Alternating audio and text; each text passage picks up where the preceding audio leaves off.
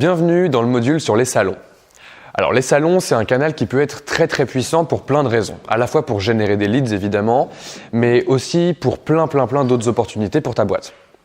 Le truc, c'est que les salons, c'est vraiment des endroits qui ont été designés par les organisateurs pour créer des interactions entre des boîtes et des acteurs qui peuvent être intéressants ou intéressés par l'activité de ces boîtes. Si tu arrives à prendre en main ces interactions-là et à faire en sorte d'en créer des pertinentes pour toi, tu peux faire quelque chose de très puissant. Alors évidemment, il faut faire attention parce que les salons, ça peut très vite devenir un truc vanity. Notamment dans les salons pour les startups. Si t'es pas une boîte qui vend à des startups, en fait, ça peut devenir juste aller au carnaval et se faire marrer avec ses potes et passer une bonne journée et avoir de la présence dans l'écosystème startup, mais c'est pas intéressant. C'est un point que j'aborde très souvent dans Coup d'État, c'est de dire c'est plus important de plaire à la communauté de tes clients que de plaire à la communauté des startups ou de plaire à la communauté des entrepreneurs ou même à la communauté Coup d'État. Tout l'enjeu du coup, ça va être de réussir à créer les bonnes interactions qui vont être intéressantes pour ton business réellement, qui sont alignés sur tes objectifs et à se poser vraiment cette question d'à quel point je peux avoir un vrai retour sur investissement sur l'argent que je vais dépenser dans un salon. Parce que oui, les salons, la plupart du temps, c'est un canal qui est payant. C'est un canal qui est payant parce que afficher sur un salon, avoir un stand, ça coûte de l'argent et toute l'organisation qu'il y a autour, tous les goodies, etc., ça va coûter quand même pas mal de sous. Cet argent-là, on va voir comment se poser la bonne question de la rentabilité du salon. On va voir comment repérer les bons salons sur lesquels exposer. On va voir comment préparer l'organisation de ton salon. Bref, on va voir ensemble comment faire ta première expérience pour générer des leads et générer des opportunités pour ton business à travers ce canal. L'objectif, c'est qu'à la fin de cette vidéo, tu aies vraiment compris comment ce canal fonctionne. C'est un canal qui est très puissant, comme je l'ai dit au tout début. Par exemple, Twitter, à l'époque, avait fait un carton avec des salons, notamment en allant sur la SXSW, donc la South by Southwest, qui est une espèce d'énorme conférence tech à Austin, au Texas. Et en fait, eux, ils y étaient allés. Ils avaient mis des écrans géants où il y avait des tweets qui s'affichaient en live sur les télés. Et du coup, tous les gens qui passaient dans le salon et qui regardaient ces trucs-là, ils disaient « Ah, mais c'est quoi ?» Et puis les gens finissaient par s'inscrire. Ils avaient tout un programme qui faisait que s'ils s'inscrivaient à travers ce salon, ils étaient déjà abonnés à 12 personnes qui étaient des influenceurs du salon et donc ils avaient une super expérience de démarrage. À l'époque, sur Twitter, il y avait 20 000 tweets par jour et ils sont passés en quelques jours de salon à 60 000 tweets par jour. Donc c'est un vecteur de croissance qui peut être très puissant et on va voir ensemble comment le faire. Alors pour ta première expérience, ce dont tu vas avoir besoin, c'est d'un budget. J'en parlais juste avant, un salon, ça coûte de l'argent. Ça coûte de l'argent notamment d'exposer, d'avoir un stand. Ça va te coûter plus ou moins cher selon la position que tu prends dans le stand et on va voir ensemble comment choisir cette position. Et puis ça va te coûter aussi de l'argent de développer tous les trucs qui vont autour du salon. Ça peut aller de quelques centaines d'euros pour des petits salons à quelques dizaines de milliers d'euros pour des gros salons sur lesquels exposer. Il va juste falloir se poser la bonne question par rapport à la rentabilité, mais en tout cas, tu auras besoin d'un budget quoi qu'il arrive. Pour ce que tu vas mesurer sur un salon, ça va être vraiment la performance de ce salon. Et cette performance, elle peut vraiment varier en fonction de tes objectifs. Ça va vraiment dépendre de ce que tu prépares en amont. Ça peut être le nombre de leads, et donc là on tombe vraiment dans ce qu'on essaye d'expliquer dans trouver des clients, c'est comment générer des leads pertinents, comment éventuellement même les closer sur place pendant le salon. Après, ça peut être complètement autre chose. Sur un salon, il y a énormément de gens de la même industrie qui convergent et donc tu peux choper des opportunités pour d'autres objectifs. Tu peux choper des opportunités par exemple pour être featuré dans la presse. Peut-être que tu peux rencontrer des journalistes sur place qui vont écrire à propos de toi ou qui vont faire une vidéo à propos de toi. Peut-être que par exemple sur un salon, ce que tu vas chercher, c'est des relations avec des journalistes et donc derrière à être mis en avant dans la presse. Ça, je vais te renvoyer au module sur les relations presse parce que c'est un objectif qui est complètement différent mais où tu peux leverager ce canal-là des salons pour arriver à atteindre tes objectifs d'un autre canal, les relations presse. Même chose pour les partenariats. Sur un salon, il y a forcément plein de gens qui sont des potentiels partenaires pour ta boîte. Je te renvoie cette fois-ci au module sur les partenariats et à te poser la question de est-ce que ce salon n'est pas le bon endroit pour vraiment tisser des connexions avec de potentiels partenaires. Tout ça, ça montre que l'important dans ta mesure de la performance du salon, c'est de vraiment s'aligner sur tes objectifs de boîte. Et c'est un vrai travail de fond qui se fait en amont de l'organisation du salon, qui se fait même en amont du choix du salon. Et c'est ce qui m'amène donc à ma première étape. Alors la première étape, ça va être de repérer en amont les salons de ton industrie, de choisir lesquels sont pertinents pour toi et lesquels vont avoir un vrai impact sur tes objectifs. Ce qu'il faut bien comprendre en premier lieu, c'est que les salons, c'est un canal d'acquisition qui se fait sur des cycles très longs. La plupart du temps, sur les gros salons que tu vas trouver, ils vont avoir lieu une fois par an par exemple. Ce qui veut dire que si tu veux choisir réellement sur quel salon tu veux exposer, il va te falloir presque un an de préparation et donc ça va pas être un canal que tu peux faire instantanément. C'est évidemment pas un canal que tu peux commencer à attaquer directement de ton canapé parce qu'il faut avoir ce temps préalable de recherche et de juste rassembler des informations pour comprendre si ce salon-là ou pas est pertinent pour toi. Donc la première étape, ça va être de faire une liste de tous les salons. Pour ça, il faut vraiment se poser la question de ton industrie. Si tu as déjà des leads ou déjà des clients, tu peux leur demander s'ils participent à des salons. Alors tu vas vite voir qu'en fonction des industries, en fonction de ton type de business, il y a plus ou moins des gens qui vont participer à ce genre d'événements.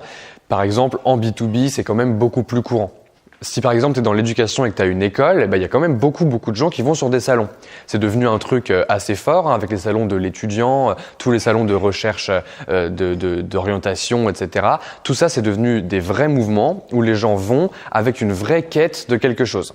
Ça veut dire que toi, en tant que boîte dans l'éducation, tu vas pouvoir aller sur ces salons et savoir qu'il y a quand même beaucoup d'opportunités. En fonction de ton industrie, il va y avoir des salons plus ou moins grands et des salons plus ou moins nombreux. Ce qui est important, c'est d'arriver à en faire la liste de tout et de ne pas tomber dans le travers de je connais ce salon, j'en ai entendu parler une fois, donc j'ai l'impression que c'est le seul salon qui existe. Des salons, il va y en avoir plein de différents, dans des formats différents, à des dates différentes, avec des gens différents.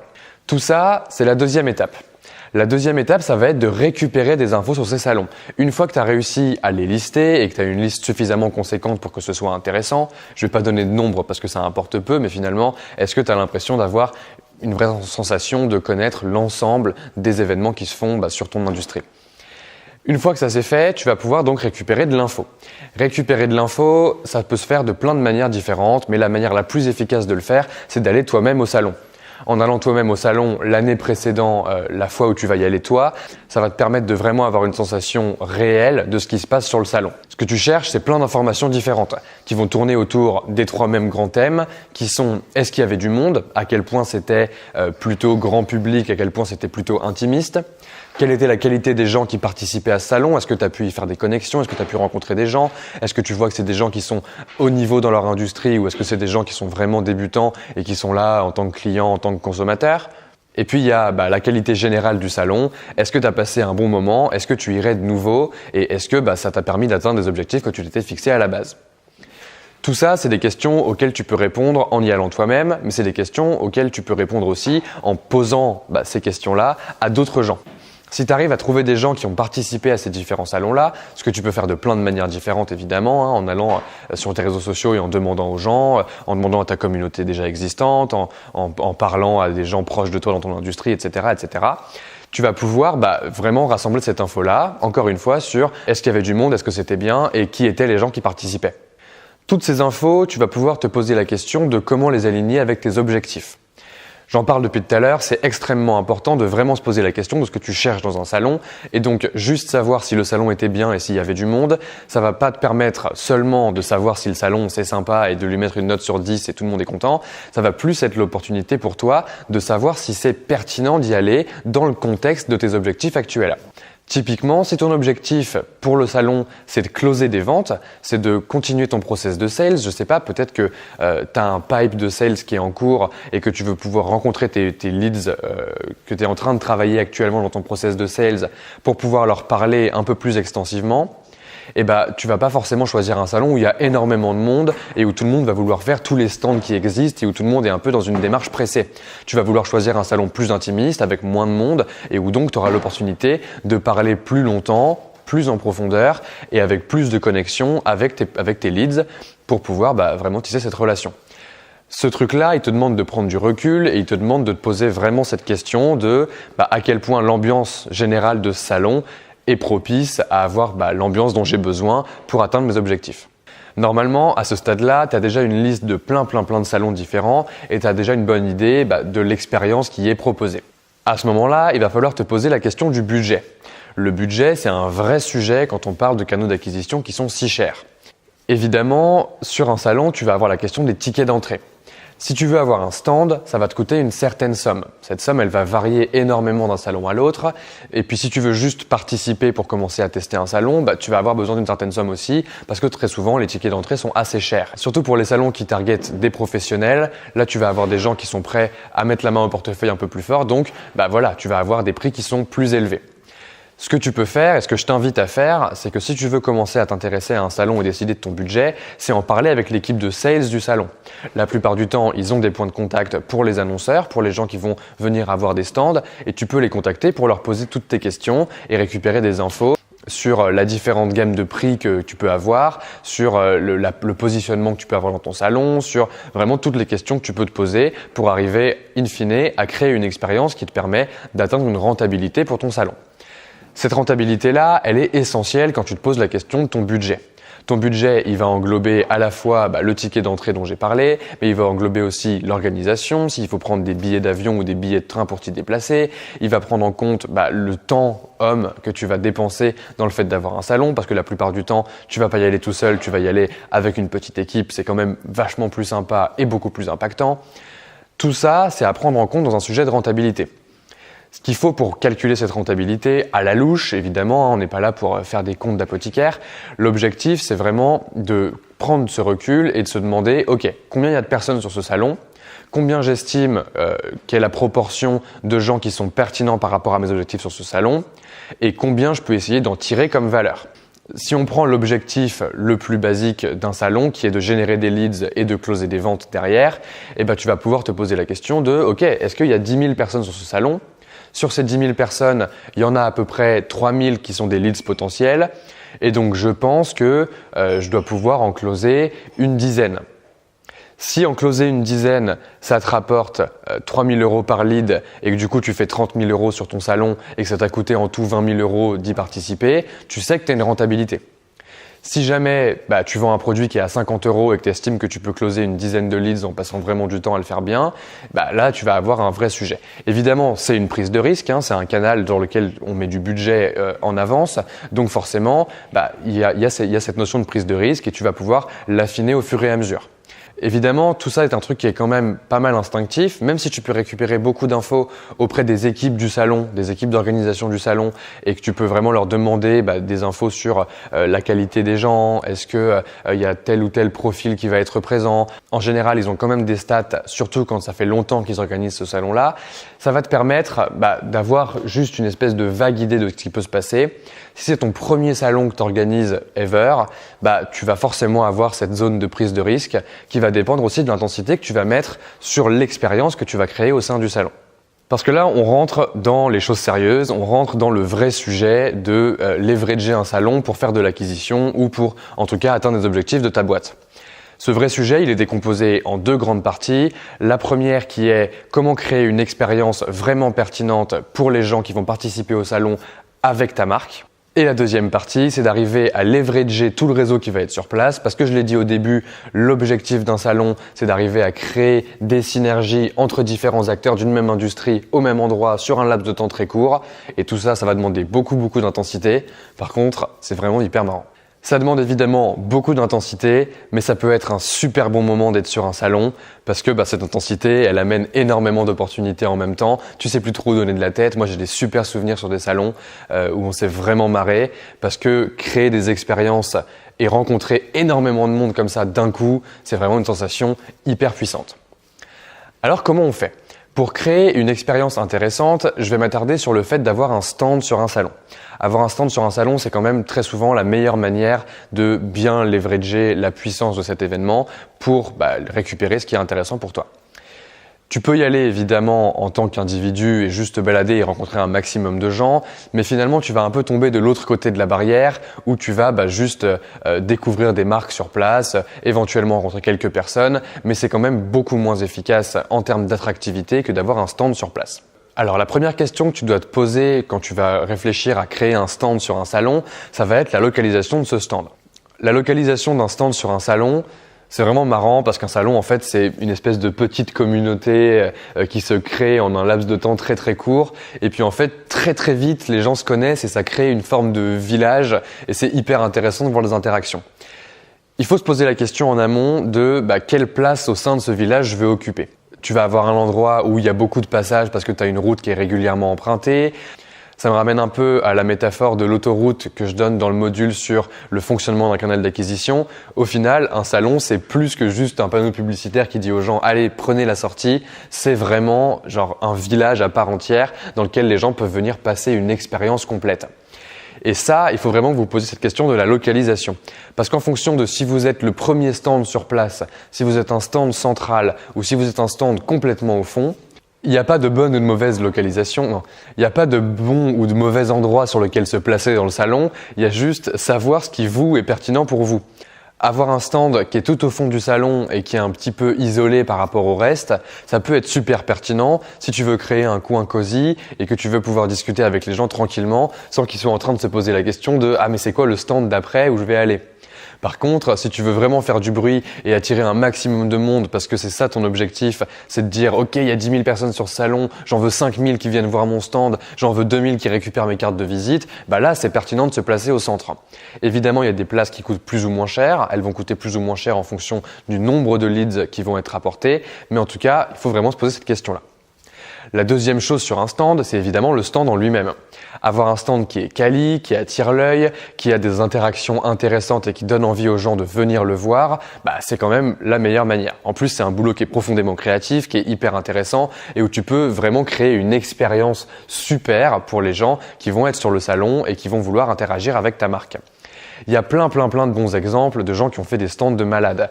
Il n'y a pas besoin de faire quelque chose d'extraordinaire, mais faire quelque chose d'un petit peu bien pensé, c'est toujours une bonne chose.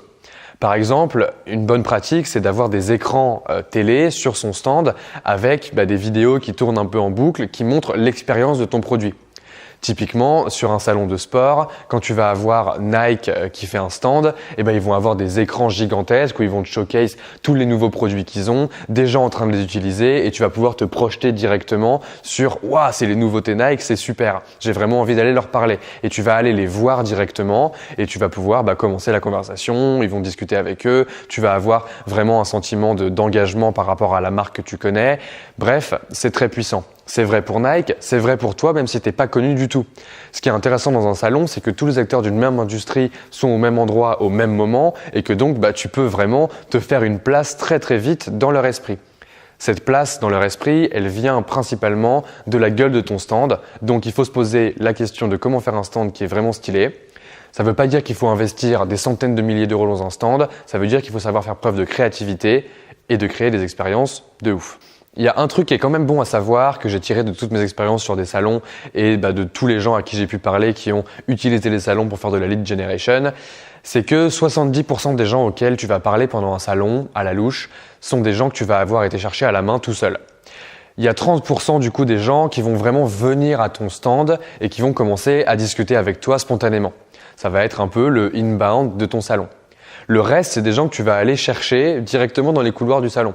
À l'époque, je bossais avec une école et donc on était sur des salons étudiants et moi, je passais ma journée à juste être un peu plus loin, genre une dizaine de mètres éloigné du stand et à juste aborder les gens dans les couloirs et à leur dire « Hey, salut, est-ce que vous connaissez l'école, machin ? Ah bah non, ah bah venez, on va vous montrer » et à les ramener sur le stand.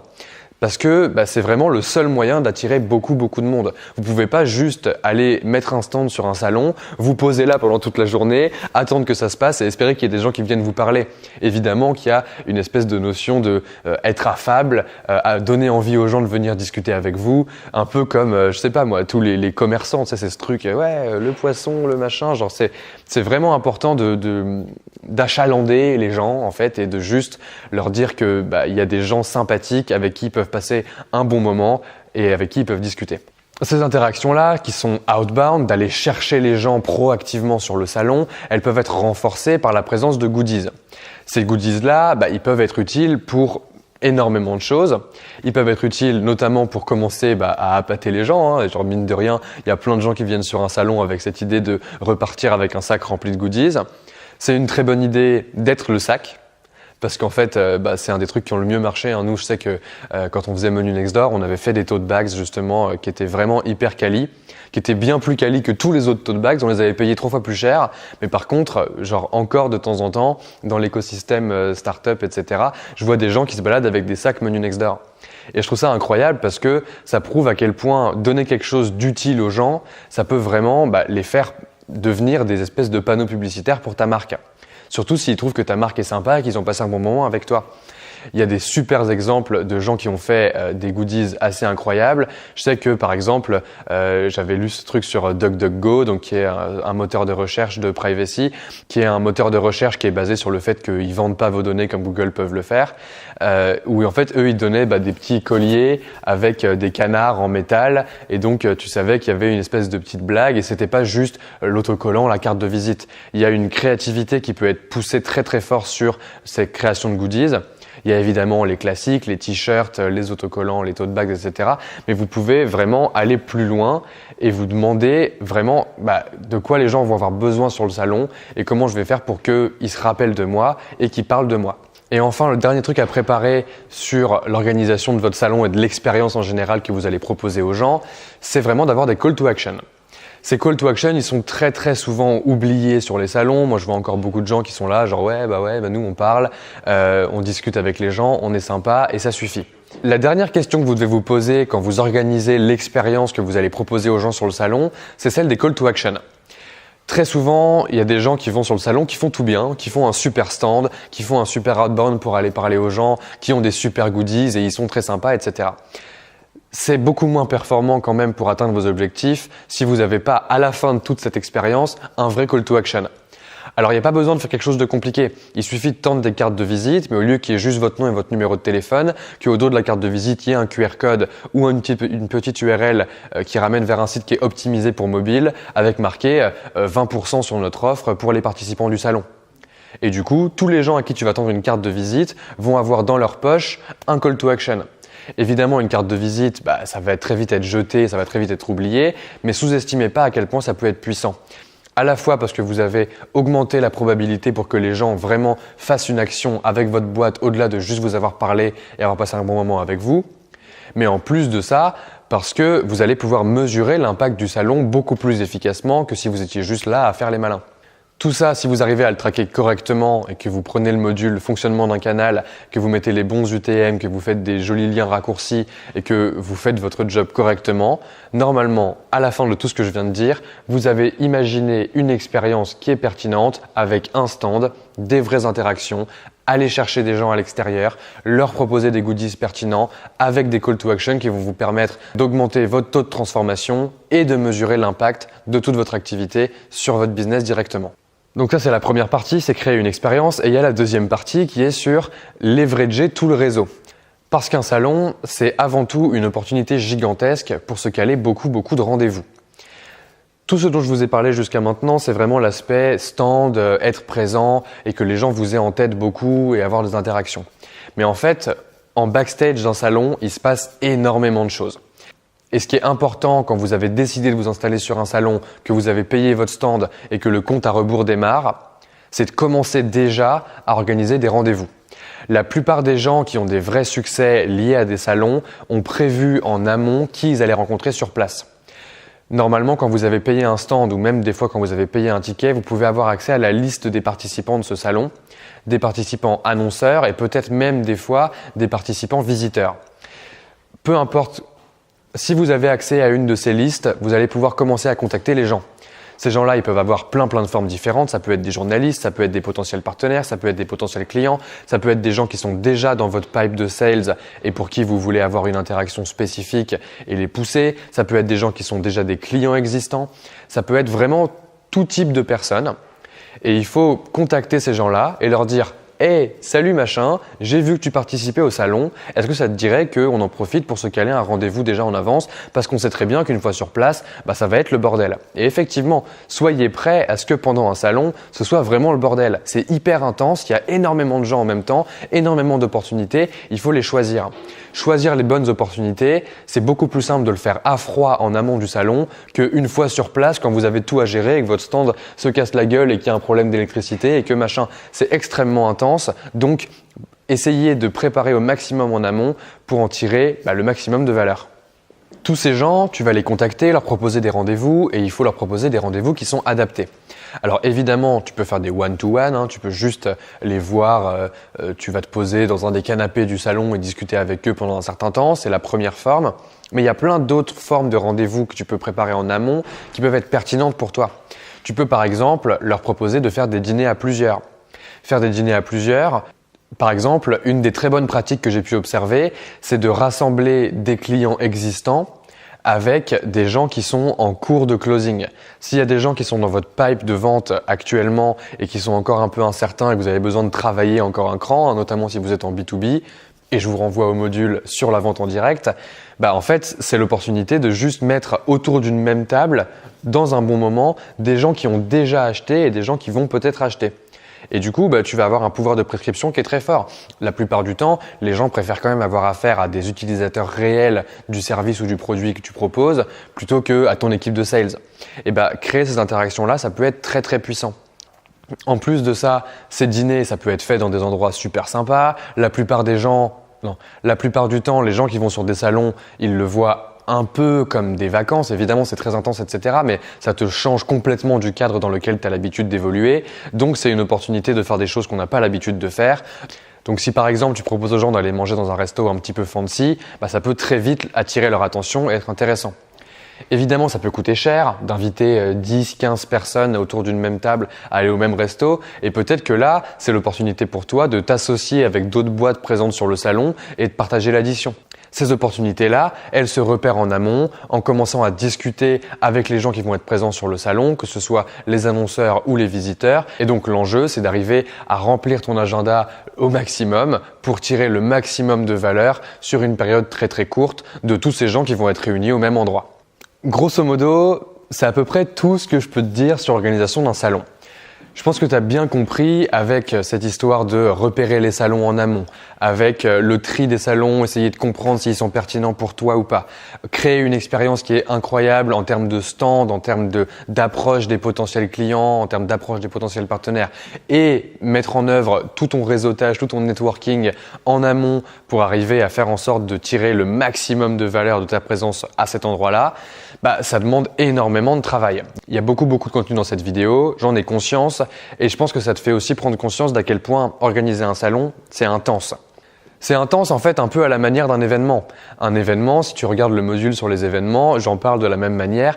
En fait, c'est tous ces trucs real time où tout se passe en même temps, tout le monde arrive en même temps et il y a une notion d'organisation très très forte qui demande d'être tout le temps au taquet. Cette intensité, elle fait que tu vas pouvoir choper énormément d'opportunités d'un coup. J'arrête pas d'insister dessus depuis tout à l'heure, mais c'est vraiment important. C'est vraiment important de comprendre qu'un salon, c'est un gros coup de frappe d'un coup et qui va t'apporter des opportunités dans un pipe pour beaucoup de temps. Alors bien sûr, si c'est ton premier salon, c'est pas obligé que ce soit une franche réussite. Il y a tellement de choses à prendre en compte dans un salon que la plupart du temps déjà, on va y aller en équipe, c'est quand même beaucoup plus simple que d'y aller seul. Le truc, c'est qu'il y a tellement de choses à prendre en compte sur un salon que si c'est la première fois que tu en fais un, c'est pas obligatoire que ce soit une franche réussite. Et c'est pas grave. Ça fait partie de tout ce qu'on enseigne dans Coup d'État. C'est que il faut tester, il faut voir et il faut essayer d'y prendre le plus de plaisir possible. Parce que je vous le garantis, en ayant une certaine phase extravertie et en ayant l'amour de choper des opportunités, un salon, c'est vraiment le paradis sur Terre. C'est hyper intense, il se passe 1 milliard de trucs, c'est un bordel, ça change tout le temps, il y a des imprévus. Bref, il faut être prêt à ce que ce soit le chaos, mais que ce soit un chaos qui te ramène énormément de choses positives dans ta boîte. Tout ça, ça fait que c'est un canal qui est évidemment assez peu mesurable. Je peux pas vous dire comme dans d'autres canaux, tu fais un salon une fois par semaine et tu vas itérer au fur et à mesure. Ça reste des gros coups de poker. Ça reste des gros coups de poker, notamment parce que ça coûte cher d'être présent sur un salon et d'avoir un vrai impact sur l'esprit des gens et sur tes relations avec eux. Mais si ça coûte cher, ça veut dire que potentiellement ton retour sur investissement peut être élevé et en plus de ça, si tu as pris du plaisir dans le process, normalement, tu as tout gagné. Alors dans ce module, on va faire essentiellement des retours d'expérience où on va regarder différents salons et comment ils ont pu avoir un impact positif sur les boîtes qui y ont exposé. Je pense vraiment que le plus pertinent, c'est de te rendre sur le salon de ton industrie. Le problème de ce canal, c'est qu'il est loin d'être standard. Et le fait qu'il soit pas standard fait que vraiment en fonction de ton business, en fonction de ton industrie, ça va être très très très différent en termes d'approche. Ce qui est important, je pense que c'est vraiment de prendre ce recul du créateur un peu et de se demander en allant sur des salons, qu'est-ce qu'on aime bien, qu'est-ce qu'on n'aime pas, qu'est-ce qu'on trouve de super en termes d'expérience créée, comment on trouve, à quel point on trouve que certains exposants sont sympathiques, à quel point on trouve qu'ils ont une tchatch facile, etc. Et puis copier, voire voler et récupérer ça pour arriver à créer un salon qui a un vrai impact sur ton business. Parce que si tu vois que ça commence à marcher et que les salons te rapportent vraiment quelque chose, tu vas pouvoir commencer à pérenniser ce canal. Tu vas pouvoir commencer à avoir un vrai schedule sur 1 an de tous les salons auxquels tu veux participer, du budget que tu vas y allouer. Ce que je t'invite à faire, si tu commences à faire ça, ça va être de vraiment allouer un budget par trimestre en fonction des salons auxquels tu veux participer. Et puis, tu vas pouvoir commencer à structurer ça et tu vas pouvoir voir la différence entre les différents salons. Tu vas pouvoir voir la différence de performance. Est-ce qu'il y a des salons où tu as plus d'interaction avec des journalistes et des salons où tu as plus d'interaction avec des leads? Est-ce que tu peux avoir plus de rendez-vous facilement dans tel ou tel salon? Bref, c'est une vraie connaissance, c'est une vraie discipline de partir à des salons. C'est une discipline qui est intense, qui demande beaucoup d'organisation et de respect, de briser cette organisation. Par contre, c'est un canal qui peut t'amener énormément de choses positives pour ta boîte. Donc j'espère que ça t'aura donné envie de t'y mettre.